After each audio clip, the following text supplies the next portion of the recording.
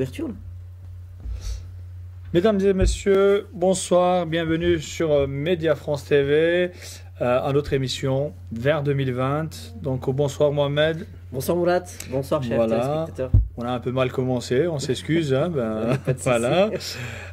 On va tout de suite aborder notre premier sujet qui est la réforme de la SNCF. Donc dans le futur, il n'y aura plus de cheminots.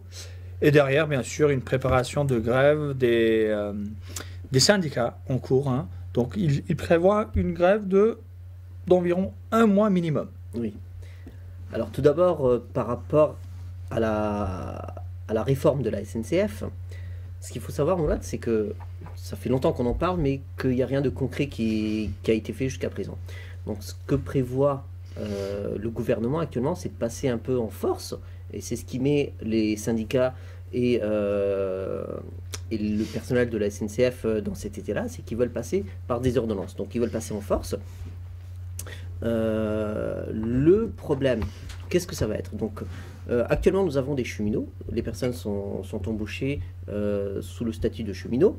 Donc cette réforme prévoit de supprimer ce statut, donc, qui date d'une autre époque, mais qui a toute une multitude d'avantages par rapport à leur poste, à leur fonction.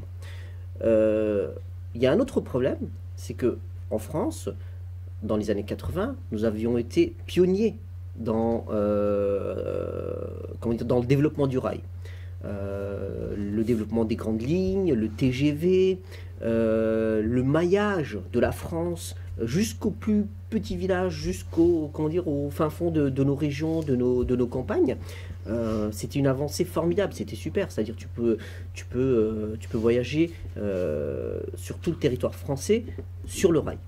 Le problème, c'est que ces rails, cette infrastructure, ce transport, a besoin d'un certain entretien, d'une maintenance, d'un entretien régulier, courant, et qui est très coûteux.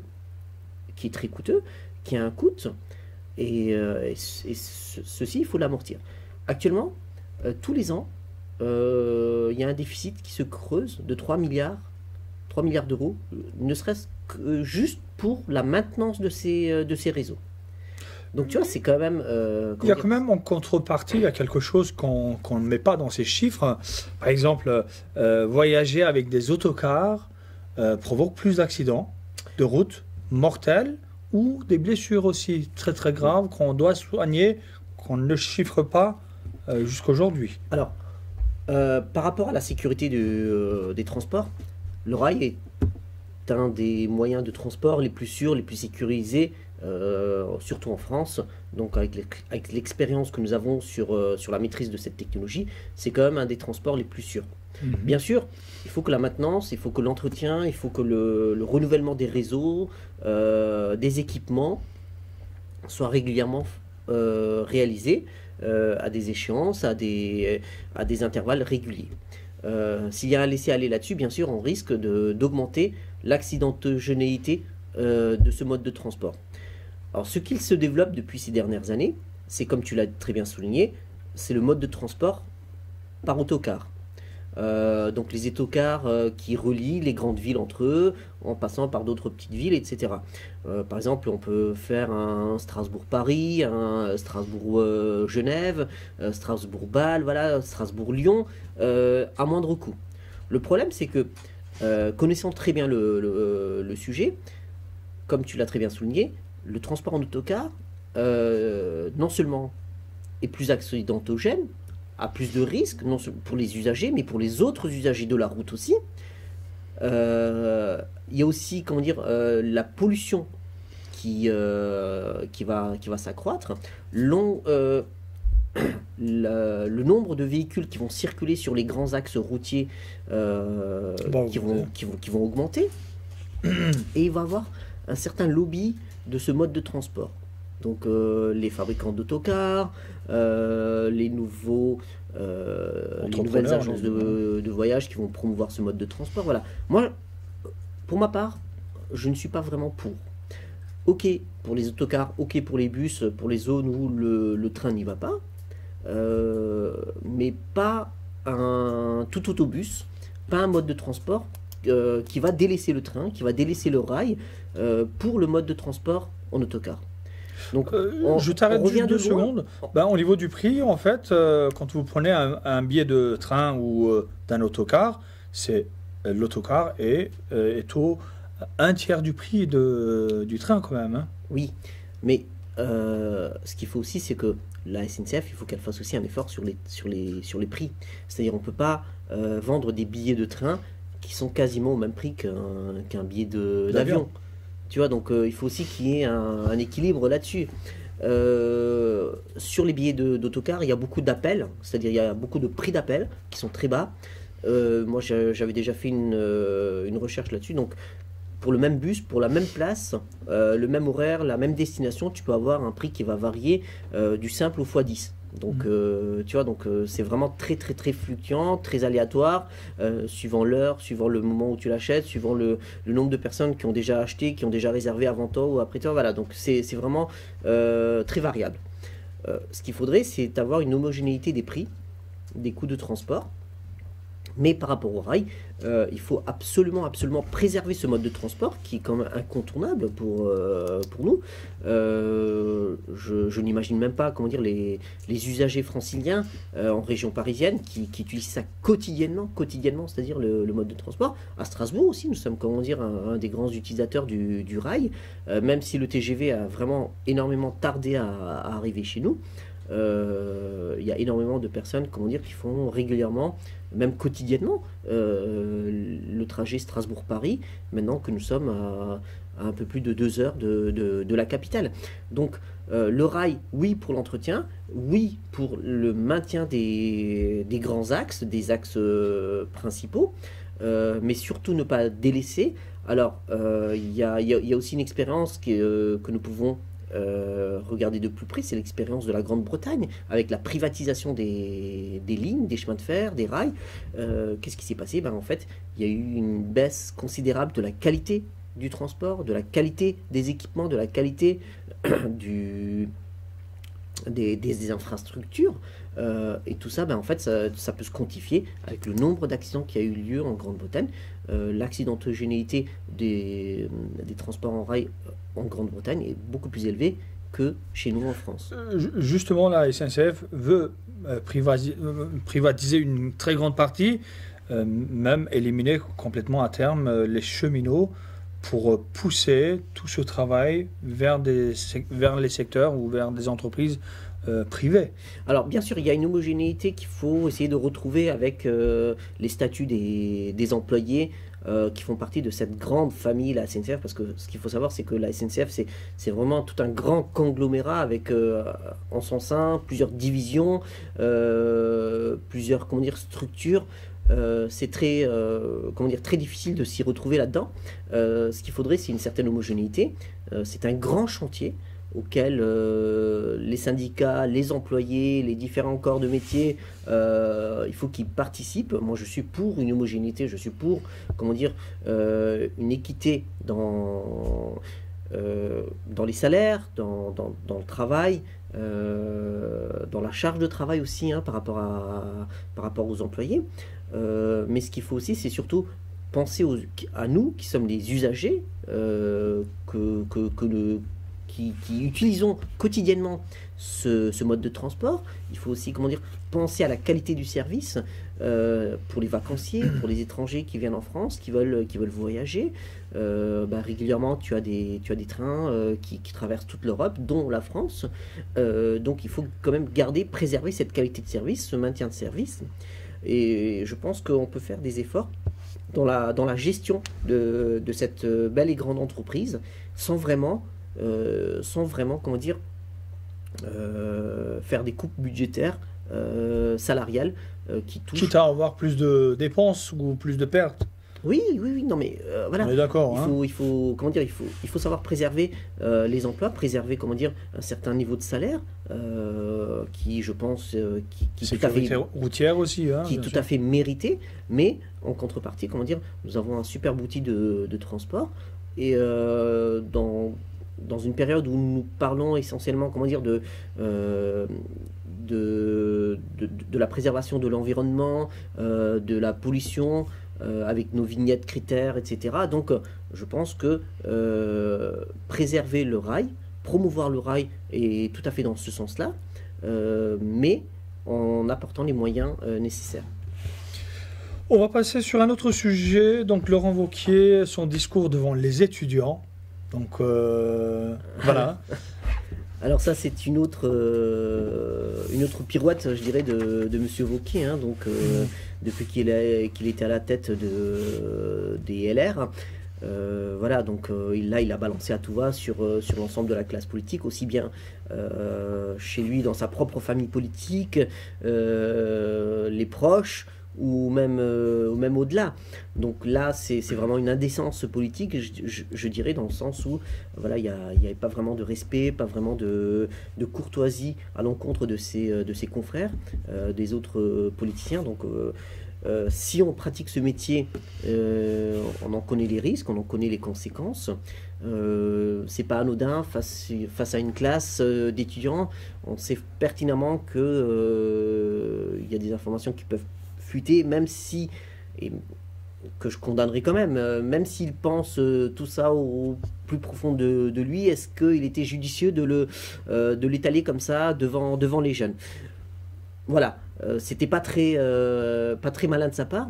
Après, est-ce que ce n'était pas aussi une façon de faire la com à sa base? Est-ce que c'était pas aussi une façon d'attirer les projecteurs sur lui, pour garder un peu le haut des affiches? Voilà, c'est une stratégie qui paye. Ces fervents défenseurs vont continuer à le soutenir. Voilà, on l'a déjà répété plusieurs fois ici à ce micro. Wauquiez est plus à gauche, à droite, l'extrême droite, à droite de la droite. Et régulièrement, avec ses sorties, avec ses prises de position, il perd des fidèles, il perd des généraux de la droite qui claquent la porte, qui sont toujours réticents vis-à-vis de sa politique, vis-à-vis de sa façon de gérer son le parti, positionnement, ouais. Son positionnement politique sur l'échiquier politique français. Voilà, donc c'est une belle sortie qu'il a faite. Quelque part, ça a aussi réconforté certains qui avaient encore des doutes sur ses positions, sur ses prises de position. Je pense que là, il est en train de remettre il est en train de remettre les pierres à leur place, dans le sens où voilà, on est en train de voir le vrai visage de Laurent Wauquiez, qui n'est pas aussi sympathique que ça, qui n'est pas aussi soft que ça, qui va, comment dire, je pense, vers une alliance avec l'extrême droite. L'extrême, oui, droite. Oui, c'est ça. Le système présidentiel turc actuel est demandé par Berlusconi pour l'Italie. Hein, il a dit, je veux que les Italiens élisent leur président eux-mêmes, comme les Turcs actuels, dans le système qui a été changé récemment en Turquie.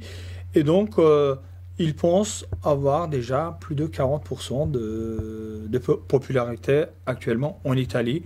Berlusconi revient avec un nouveau sujet. Alors, Monsieur Silvio Berlusconi, effectivement, il est très populaire en Italie, malgré tous ses déboires, malgré tous ses soucis avec la justice. C'est un personnage emblématique de la scène politique italienne, mais aussi médiatique, dans les médias et dans les affaires. Donc c'est un personnage, je dirais, culte en Italie, même si il a, comment dire, une éligibilité qui court actuellement, c'est-à-dire il y a des élections, il n'est pas éligible, mais il est favori, c'est-à-dire c'est le personnage le plus populaire. Donc c'est quand même une situation ubuesque, dans le sens où il est plébiscité par la population. Voilà, donc il est plébiscité, il a une interdiction. Je ne sais pas comment ça va se terminer. S'il se lance, c'est que... Tout ce vacarme. Voilà. Voilà. Alors, ce qu'il faut aussi savoir, c'est que l'Italie, voilà, elle est très parsemée, très divisée, dans le sens où tu as l'Italie du Nord, l'Italie du Sud, qui c'est vraiment deux mondes différents. Quand tu voyages en Italie et que tu on le rentres dans les remarque villes, après, oui. tu le remarques, c'est vraiment très flagrant. Mais ces dernières années, il y a une autre composante, une autre coupure qui s'est faite, qui est apparue, c'est que tu as toujours le sud de l'Italie qui reste le sud, vraiment la région la plus éloignée du pôle économique, du pouvoir, qui a toujours cette composante qui reste. Tu as le nord qui attire de plus en plus les richesses, le pouvoir encore, donc la frontière suisse, franco-suisse, etc. Et au milieu de ces deux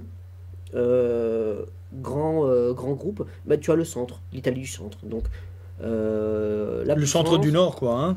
tu as le pouvoir, la richesse au nord, euh, voilà, la zone intermédiaire au centre et le sud de l'Italie qui est, comment dire, tributaire de la politique qui est menée au Parlement. Donc, moi, je souhaite le meilleur pour nos amis les Italiens, le peuple italien. Après, si la réforme présidentielle qui a eu lieu en Turquie a pu susciter, comment dire, des vocations, si elle a pu susciter des exemples, et je pense que c'était une réforme exemplaire dans son domaine, bah, c'est tant mieux, ça peut être, comment dire, un exemple à suivre pour l'Italie, mais pour d'autres pays aussi, que ce soit en Europe, en Afrique, en En Asie. Allemagne, par exemple, hein, ils ont des soucis. Hein. Et, voilà, donc moi, ça me met mal à l'aise d'avoir, comment dire, une très grande puissance qu'est l'Allemagne, qui n'arrive Qui a du mal à former. qui n'arrive toujours pas, comment dire, à sortir de ses déboires politiques gouvernementaux. Donc c'est pas, comment dire, c'est pas très normal dans le fonctionnement d'une puissance comme l'Allemagne. Madame Merkel certes, elle est réélue, mais elle est beaucoup moins présente sur la scène internationale. Elle est beaucoup moins présente, comment dire, sur la scène européenne. Et on a besoin de cette Allemande forte, avec ses convictions, avec ses prises de position. Parce que voilà, faut pas oublier que c'est quand même une locomotive économique qui fait avancer l'Europe. Donc oui, pour que l'Italie fasse des réformes, pour que le peuple italien s'en sorte mieux, que le nord et le sud, comment dire, puissent retrouver une homogénéité. Pas de, comment dire, ce qu'il faut aussi se rappeler, c'est que tu as toujours une Ligue du Nord qui veut carrément une scission de l'Italie. Donc, après la Catalogne, est-ce que ça va être, comment dire, l'Italie qui va se diviser? Non, faudrait surtout pas aller dans ce sens-là. Donc, c'est pourquoi il faudrait une certaine homogénéité, une redistribution des cartes en Italie. Et si l'exemple du système présidentiel à la turque peut contribuer à cette réforme, bah, tant mieux, moi je dis allons-y. Exactement. Un autre sujet, donc à Jérusalem, l'église Sainte-Sépulcre, là où il y a le tombeau du Christ, est fermée. Hein, et restera fermée tant que les chrétiens d'Israël protestent contre des mesures fiscaux et une proposition de loi israélienne. Hein. Alors tout d'abord, moi j'aimerais profiter de ce micro pour apporter mon soutien total à nos amis chrétiens de Jérusalem et du monde entier, dans le sens où voilà, c'est un lieu saint pour nos amis chrétiens. Je pense qu'on doit la respecter tel qu'il se doit. Mettre le verrou comment dire, à un lieu saint, pour moi, ce n'est pas digne de ce lieu.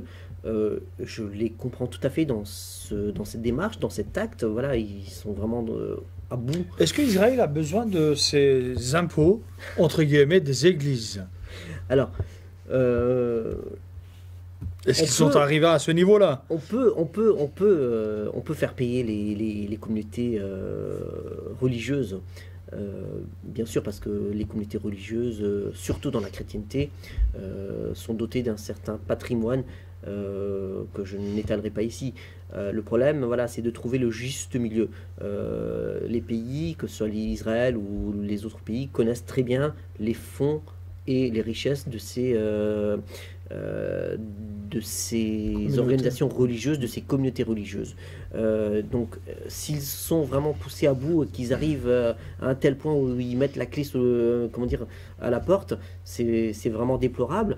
Et je pense que là, on vient de franchir une étape. Et c'est juste désastreux. Donc là, moi, j'appelle vraiment, comment dire, à un juste retour des choses et quelle que soit la communauté religieuse, hein, donc qu'on les laisse vivre, parce que derrière ces communautés, qu'est-ce qu'il y a? Il y a beaucoup d'engagement personnel, beaucoup d'engagement citoyen, des fidèles qui œuvrent pour le bien-être, qui œuvrent, comment dire, surtout dans une ville comme Jérusalem, pour pouvoir vivre en paix. Et Dieu sait qu'il y a beaucoup d'amis chrétiens qui soutiennent nos frères musulmans là-bas dans leur résistance, dans leur combat pour la préservation de leur maison, de leur terre, de leur ville, de leur village. De la Palestine, tout court. De la Palestine, bien sûr. Donc, voilà. Donc, la Palestine n'est pas que musulmane. La Palestine, elle est aussi chrétienne. Et nos amis chrétiens sont, comment dire, dans certaines conditions, sont dans les mêmes difficultés que nos frères musulmans, et c'est juste dommage de la part, enfin c'est même comment dire, condamnable venant de la part d'un État religieux, parce qu'il faut appeler Israël tel quel, c'est vraiment un État religieux, donc, mais qui n'a visiblement pas de respect envers les autres religions. Donc déjà si on se comment dire, si on se présente comme un État religieux, qui est tout à fait respectable aussi, hein, donc quelle que soit la religion, qui assume sa religiosité, et tant mieux, mais avec un minimum de respect, parce que je pense pas que ça soit très déontologique de leur part. Exactement. Un dernier sujet, donc un petit clin d'œil à nos amis algériens et turcs. Donc le président Erdogan est en Algérie. Donc il y a quelques chiffres qui ont été communiqués, donc avec plus de 796 entreprises turques qui emploient près de 30 000 salariés. En Algérie, oui, ah, plus de 3,5 milliards d'euros d'échanges entre ces deux pays. Bah, tant mieux, tant mieux. Voilà. C'est que ça peut qu'être bénéfique, et moi j'encourage vivement mes amis algériens, marocains, maghrébins, africains à poursuivre cet élan d'échange, de dynamisme. Ce qu'il faut savoir, c'est que ce sont vraiment des peuples très dynamiques, de part et d'autre de la Méditerranée qui nous sépare, mais il y a aussi une histoire commune avec l'Algérie, de par l'Empire ottoman, donc qu'il ne faut pas. Alors il y a une mosquée qui a été rénovée par la Turquie, et donc il y aura l'inauguration par le biais de l'Attika, je pense. C'est ça, de Monsieur le président Erdogan, demain, il me semble. Ben, tu sais, ce qu'il faut savoir, c'est que le peuple algérien, et maghrébin en général, mais surtout nos amis algériens, en ont marre de cette mainmise de l'État français, de la France-Afrique, sur cette partie-là du territoire africain. Ils ont encore en travers de la gorge, comment dire, où l'Algérie était un département de la métropole, de la France. Et depuis la date de la Révolution, donc voilà, ça c'est une histoire révolue, mais il y a toujours, comment dire, des séquelles qui restent, et qui ont marqué les esprits, qui ont marqué les âmes, qui ont marqué, comment dire, les corps des personnes. Il y a une réconciliation qui est en construction, et un apaisement bien sûr, et moi j'encourage vivement, de part et d'autre, à aller au-delà, à la rencontre, et que ça se passe du mieux que possible. Mais durant toute cette période coloniale, l'Algérie a été coupée de ses frères, de son environnement naturel, je dirais, qui est le monde musulman. Voilà, il y a un conflit que moi je n'arrive pas à comprendre, c'est le conflit algérien-marocain. Ça n'a pas lieu d'être, ce sont des peuples frères. Mais quand tu vois, comment dire, le conflit nationaliste qui a été, comment dire, importé, parce qu'à la base, voilà, ce sont des peuples amis, ce sont des peuples frères. Il n'y a pas besoin de ce conflit sur cette région-là comment dire, du Maghreb et de l'Afrique, et du monde en général. Donc voilà, c'est un conflit, comment dire, qui n'a pas lieu d'être, et que nous n'avons pas besoin Et on le ressent aussi sur le peuple maghrébin, sur nos amis franco-marocains, franco-algériens ici en France et en Europe. On n'a pas besoin de ça. Et tout ça, c'est dû à quoi? C'est que ces populations-là ont été coupées de leur environnement naturel, de leur environnement historique, des peuples qui les composaient, qui les entouraient naturellement durant des siècles et des millénaires. Nous avons une histoire commune avec nos frères algériens de par l'Empire ottoman. Et je pense que nous en sommes fiers, parce que l'Empire ottoman, lors de son expansion sur le continent africain, et n'est pas allé, comment dire, en tant que colonisateur. Justement, il y avait une petite question qui a été posée par un journaliste algérien, donc qui a posé la question en français, et qui a dit à M. Erdogan que l'Empire ottoman avait aussi colonisé l'Algérie. Donc la réponse du président était très très rapide, hein. Il lui a dit, si on avait colonisé l'Algérie, vous m'auriez posé cette question en turc. Tout à fait, bien sûr. C'est vrai que pendant la présidence... tout à fait sensée et qui a, comment dire, tout son sens. Pendant la présence de l'Empire ottoman n'a pas changé la langue officielle de ces pays. Bien sûr que non. Donc, effectivement, c'était des territoires qui étaient sous le protectorat de l'Empire, mais aucunement, comment dire, il y a eu une... Il n'y a pas eu de conflit de toute façon pour la rattachement de l'Algérie à l'Empire ottoman. Non, mais il n'y a pas eu, comment dire, une volonté de colonisation ou quoi que ce soit. Donc, tu sais, moi, ce qui me fait rire, c'est quand tu vois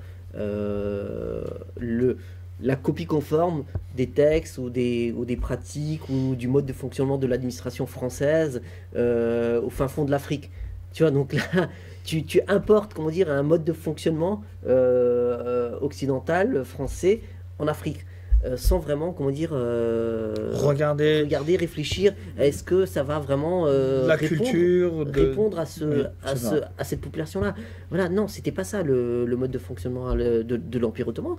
C'était vraiment de pouvoir laisser les peuples. C'était pareil en Algérie, c'était pareil en Tunisie, c'était pareil dans les Balkans. Oui. Il faut pas oublier. Dans le Caucase. Dans les pays, comment dire, arabes, c'était pareil. C'était comment dire, des personnes autochtones qui étaient aux commandes de l'administration, de leur population, du fonctionnement, oui. comment dire, hein, de ces régions-là. Et tant mieux. Et c'est grâce à ça que ça a pu, comment dire, durer autant de temps. Donc là, moi, je vais pas faire un cours d'histoire parce que je suis un peu mal placé pour ça. Mais par rapport à la visite du président Erdogan en Afrique, en Algérie ou dans les pays du Maghreb, dans les pays africains, je pense que c'est juste un bon retour des choses, un juste retour des choses, dans le sens où ces pays-là n'ont pas à être coupés du reste du monde arabo-musulman, méditerranéen qui les entoure. Ça peut être la Turquie, ça peut être, comment dire, des échanges avec d'autres pays, avec la Grèce, avec l'Égypte, ça peut être voilà, ça peut être comment dire, d'autres échanges gagnant-gagnant. Pourquoi gagnant-gagnant? Parce que l'Afrique est un continent qui est doté de richesses innombrables et il n'y a pas, comment dire, il n'y a pas besoin et il n'y a surtout pas intérêt à ce que un pays ou deux pays se partagent ce grand continent pour dire voilà, moi je te prends ça, toi tu me donnes ça, et le peuple africain, comment dire, en subit cette pauvreté. Donc le peuple africain a l'ensemble des ressources naturelles, les richesses naturelles, il les a sous ses pieds. Et il faut juste une volonté, je pense. L'uranium, l'or, ça en fait partie. Bien sûr, donc ça c'est que quelques-uns des exemples. Donc il faut juste une volonté politique de ces dirigeants pour pouvoir, comment dire, faire profiter les populations africaines de ces richesses-là. Et les échanges économiques de façon éthique ne peuvent que contribuer à ce développement de ce continent-là, non pas avec un esprit colonisateur, non pas avec un esprit, comment dire, persécuteur, mais avec, comment dire, un échange gagnant-gagnant. Aussi bien, comment dire, aussi bien comment dire d'un côté que de l'autre, c'est-à-dire que lorsque la Chine, lorsque la Turquie, lorsque le Brésil viennent faire des échanges en Afrique, c'est pas comment dire c'est pas comment dire c'est pas pour la prunelle de leurs yeux. Ils veulent gagner, ils veulent avoir un retour sur investissement, bien sûr, mais Il faut en profiter aussi. mais le peuple africain doit pouvoir avoir un juste retour de sa richesse. Après, il y a une autre petite particularité qui nous incombe, c'est que la Turquie, de par ses différentes organisations, de par ses différents vakıf, comme Marif, etc., comme Tika, comme Yunus Emre, fait énormément d'actions d'aide humanitaire, de contribution au développement culturel, au développement économique, au développement éducatif du peuple africain. Et ça, je pense que c'est un point qui est très important, qu'il y a lieu de souligner, parce que pendant très longtemps, ces pays-là ont été coupés, comment dire, de la culture arabo-musulmane, ottomane, et pour eux, c'est une nouvelle découverte de découvrir. C'est un retour naturel. De découvrir toutes ces civilisations-là. Merci beaucoup, Mohamed. Nous avons fini pour ce soir, donc on s'excuse pour la semaine dernière parce que il fait très très froid à l'est de la France. Vous le sentez maintenant un peu partout en France. Nous étions légèrement malades, donc on n'a pas pu participer. Et donc, on se retrouve lundi prochain. N'oubliez pas d'aimer, de liker et de partager nos vidéos, donc pour qu'on puisse être suivi par... Moi, j'ai une pensée toute particulière juste avant de rendre l'antenne, Oui. Mourad, par ce grand froid que nous sommes en train de vivre sur l'ensemble du territoire. Une pensée toute particulière à nos amis les SDF qui sont, comment dire, dans la rue, dans les cages d'escalier, dans les halls d'immeubles. Voilà, n'hésitez pas à tendre votre main. Votre générosité est la bienvenue par ces périodes-là. Je pense que nous avons tous en nos cœurs encore une part d'humanité et ne pas hésiter, comment dire, à leur offrir, à leur ouvrir nos portes. C'est parce que c'est vraiment, comment dire, une période de l'année qui est très très très difficile pour eux. Merci beaucoup, Mohamed. C'est moi qui te remercie, Moulad. Bonne soirée. Bonne Au revoir. soirée et à la semaine prochaine.